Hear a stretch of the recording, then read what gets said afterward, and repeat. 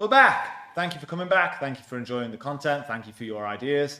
I hope you're enjoying the podcast. The most recent episode is with Lachlan Giles. And obviously we do Reap the Week. Thank you to all the Patreon patrons for supporting this channel, for your ideas, and I hope you're enjoying the content of how to defend everything and everything that's coming along with that. So we've done a couple of videos on balance. This is just almost as important. It's something that has to be considered.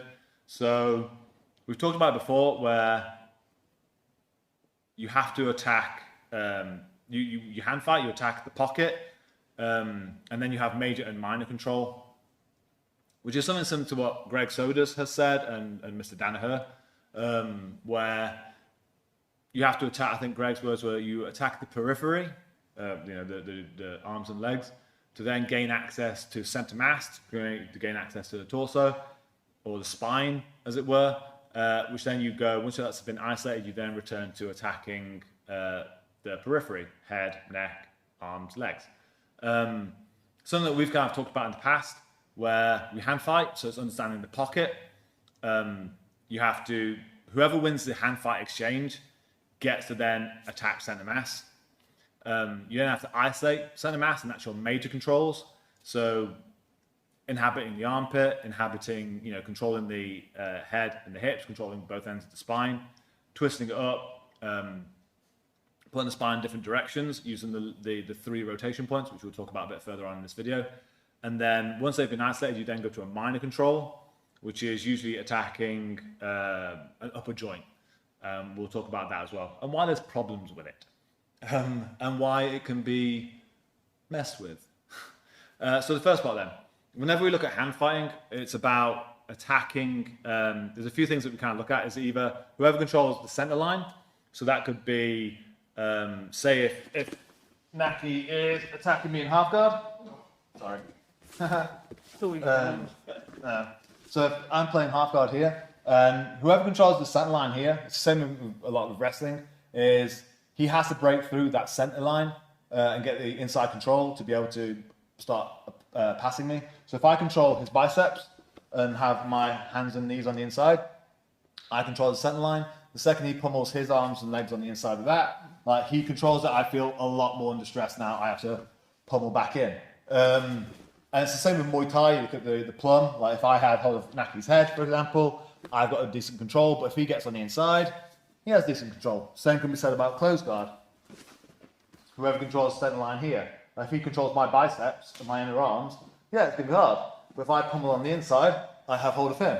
Same as if I control his head, it's all gravy. But if he gets on the inside, yeah, now it's going to suck for me. So there's a lot of pummeling, it's controlling that center line. The other aspect then is flanking.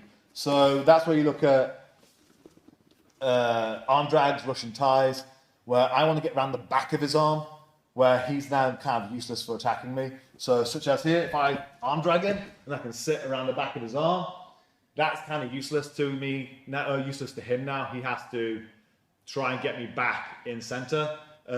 Same as if I was to go for a Russian tie-up. So if I was sitting in some sort of situation, and I can sit here and go for a Russian tie, I flanked him again. It also features in with when it comes to getting up, is if I want to be able to stand out of my guard and attack Naki, I need to have my leg flank him on the outside. So from here, so if we're playing half, and I can pull my leg out, if I flanked him, I can now go for a wrestle and play. But if we go back, and say if he's flanking me as we come up and his leg goes around the outside, yeah, I'm doomed. So I have to be aware of both those aspects when it comes to hand fighting and pocket exchanges. Who controls the center line is the first one, or who is flanking who. And so that situation there, I want to be able to play both those ideas. Either control that center line to stop him from moving forward, or control the flank and go around him, essentially. So once we've dealt with the pocket, and then we've done some of that center line and flanking control, it's about climbing up the joints, so about 2-on-1s, because I'm like, I ain't that big compared to Nak. Like he is pretty jacked compared to me. And so I'm not going to win most exchanges with him. So I need to try and double up, and hopefully, like if I can 2-on-1 his arms, I can get control enough. I'm not going to be able to drag him either. Wim Deputtes said this really well recently, in that if I try and arm drag Naki like from standing, I'm not going to be able to pull him. Instead, I move around him. So if Naki was braced back in that half guard situation, I won't get 2-on-1 control, but again, I won't be able to pull him. If he's braced and he's postured, there. But instead of pulling him, I can control and then move around him. Completely changes how I look at arm drag from standing. Is I'm more likely now to get a elbow control, 2-on-1 control, and then just move around the arm and just assume that that person's not moving, they're too powerful. So I do a lot of 2-on-1, so elbow and wrist control. It was actually a friend of ours, I haven't seen him in a while, since pre-COVID, Darius from Germany, talking about, I think he's inspired by Turkish oil wrestling, is he uses a lot of bone grips. So I've been using it ever since, like finding grips that they don't matter if they're sweaty. So if I'm doing my 2-on-1, instead of just holding the elbow, I'll grab the end of the ulnar radial and grip onto the bone. It's uncomfortable for him, but I can maintain that grip, and it's very hard to cast lift out of. Same with Preet, he does ice cream cone grips on the fingers, where that there, if you ever watch Preet play Spider Guard no-gi, these are the grips he uses. Difficult to deal with. But yeah, so we've dealt with the pocket, we've dealt with the hand-fighting exchange, we've managed to then control center mass, and we inhabit the armpits, and that's where a lot of the Preet stuff has come in the past about closing up the armpit space. You hear about the head and the hips. When we control center mass, we want to control the spine, essentially. That's what we're aiming for. If we can unalign the spine, perfect. We completely shut down their ability to create strength. So such as you see a lot of the power rides and other things, is that if I can sit on Naki's legs and twist up his spine, he can't generate as much power. So I'm trying to control his hips, I'm trying to control his shoulders or his neck. And out of those three things, those are like the three rotation points of the spine. I want to put them in separate directions. So for example, if I can get his legs one way and his arms the other way, his legs want his body to go that direction, his arms want his upper body to go that direction, and there's an argument with his spine. He's now trapped and he can't generate a lot of strength. Or it's going to cost him if he does. Once I've got that full control of the spine, I've moved into his armpits, control his head and his hips. The final part then is I need to go back to attacking the periphery. And a lot of the exchanges we have in Jiu-Jitsu require us to generate quite a lot of space to move back to attacking the periphery. And that's a problem, because Jiu-Jitsu is about taking space away from someone. Like you've closed through the pocket, you've now got control of the center mass, and you're now drowning that person, you're taking everything away from them, to then take your weight off of them to do something. And it's in those moments a smart person will fuck with you. So we've talked about before when it comes to joint control, is that if you imagine, well, you're going to have to imagine, you can see. If you want to destroy my elbow, not break. You don't break the elbow. You don't break the arm. You just hyperextend it. If you want to hyperextend my elbow, you need to control my shoulder and my wrist. Those are the joints that flank the one you want. Same as if you want to destroy my knee, you need to control my hip and my ankle. If you want to destroy my shoulder, you need to control my elbow and my other shoulder. You always look at above and below. And normally the one that's closest to the core is the positional joint. That's the one that controls the person. And then it's the furthest away joint, which is the submission joint. So for example, in that armbar situation, if Naki has hold of my shoulder, I am in the armbar position. It's not until he then flexes down my wrist that then I get armbarred. So Naki could have mount, for example. And he's going to go from that major control, controlling center mass, to a minor control where he's just controlling my shoulder, creating a massive amount of space. And in that time, if I can escape those core joints, it's very difficult for him to stay attached and finish the submission, make that transition. So it's an interesting drill that I want you to feel, is that as soon as they've released your spine, leave. As soon as they've left your armpits, attach your elbows to your legs, or if you can, angle to the ground and get up. Just frame and stand up. And it's amazing how difficult submissions become when you apply the idea of freeing your spine, moving your head or your hips in that transitional moment. Whenever there's space, move them. Frame and angle off and get up. If your back's on the floor, you're not getting up. You have to create a bottom leg, as we talked about in previous episodes. Or deny them access to your armpits, deny them access to that inner space next to your spine. Again, makes it very hard to then control your hips and twist your shoulders to make you do stuff.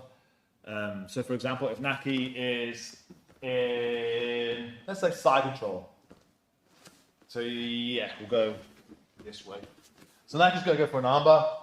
So we'll go that. So he's inhabiting my center mass. He has control of my hip and control of my shoulder and control of my head.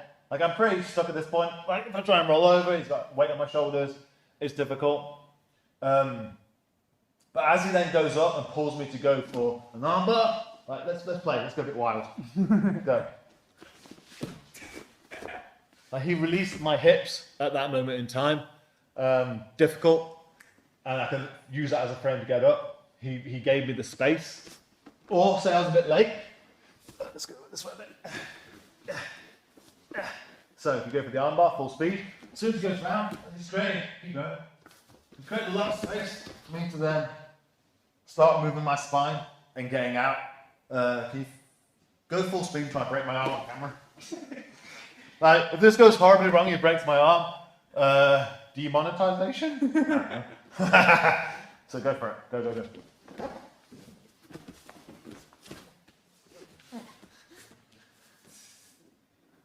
That felt really fine. I did not feel threatened during those. Again, I kind of left it very late on that one to play. And I still found my way out. I thought, right, he generated that space. I can just free that joint and just keep moving my spine away and generate space. And he's got no control. What I want to do is, again, don't separate your submissions into two parts. There's a control phase where you have hold of the shoulder, for example, and a submission phase where you have hold of the end joint to then complete the submission. Don't take the submission to term by like bringing the wrist down or whatever submission you're looking into. But try and go from like the moment you do a guard pass and you try and control the hips, and then try and find your way to a submission against someone who's just doing those three things of either moving their hips and their spine, try and free them, try and angle off to the floor and trying to pull their bottom leg free to get up, or just try and get their legs back, arms back in again, down towards their legs, and denying you access to the armpits. Essentially what we've been doing forever. Yep. And you see how hard it is to get people.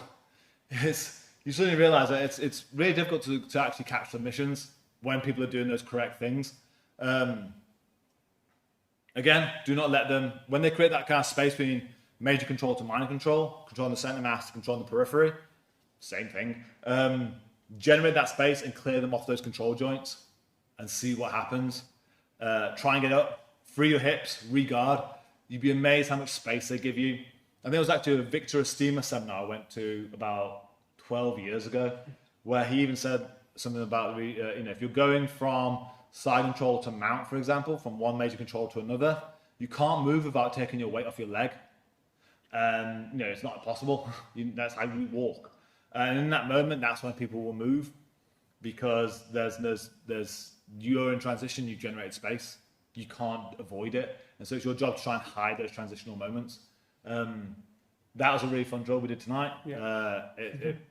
I think we got a full hour in and no one got a single sub. It was hard. Off. It was amazing. Let me know what you think. Let me know how that works out for you. Again, leave your criticisms. I keep hearing we're not loud enough. Well, I've tried. I'm trying again. Yes, let us know what you think of that kind of defensive idea. Like, allow both sides to play. Realize that submissions can be quite hard. Realize that controls and moving from transitions is quite hard. And see what it feels like for the person on the bottom, just using those three buttons as their game to try and get out. But I hope you enjoyed that content. Please let us know what you think and see you next week. Thank you.